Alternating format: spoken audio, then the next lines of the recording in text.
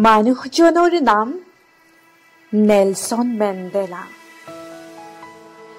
মানুহজন নিগ্ৰো। তেওঁ কলা ঘোঁৰাবোৰক আস্থাবল ভঙাৰ বাবে প্ৰস্তুত কৰাইছিল। তেওঁ জোহান্সবাৰ্গৰ পথৰ ওপৰত জোৰে জোৰে চিঞৰিছিল। তেওঁ চিঞৰৰ শব্দত শ্বেতাংগ প্ৰভুৰ খিৰিকীৰ আইনাখন থনথনাই ভাঙি গ'ল। সেইদিন ধৰি চাৰ্লছ বেৰী ভাৰৱানৰ হাতে বজাৰে মেলে মিটিঙে মানুহজনক কোনেও নেদেখা হ'ল।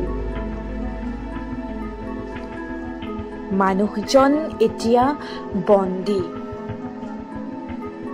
আজি 22 বছৰে তেওঁ জালিকটা ৰদ দেখা নাই।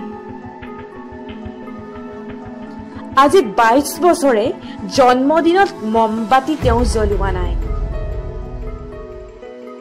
মানুহজন এতিয়া বৃদ্ধ।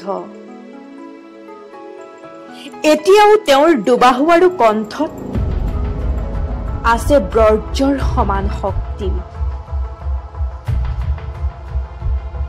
মুক্তি দিলেই তেওঁ কোনোবা জুহিলৰ দৰে, কোনোবা পেট্ৰিছ লুলুম্বাৰ দৰে, কোনোবা মিজিক্কি ভনীৰ দৰে, কোনোবা ডেভিড ডিউপৰৰ দৰে এতিয়াও চিঞৰি উঠিব, আফ্ৰিকা, কলা মানুহৰ দেশ আফ্ৰিকা।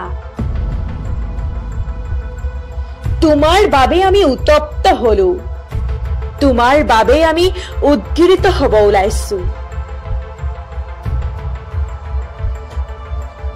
কালিলৈ নহলে পৰহিলৈ গোটেই আফ্ৰিকাখনেই জুইৰে ভৰি যাব। আৰু সেই জুই সেইদিনা জোহান্সবাৰ্গতহে নালাগে, বেথেলহেমৰ যীশু খ্ৰীষ্টইও নুমাব নোৱাৰিব।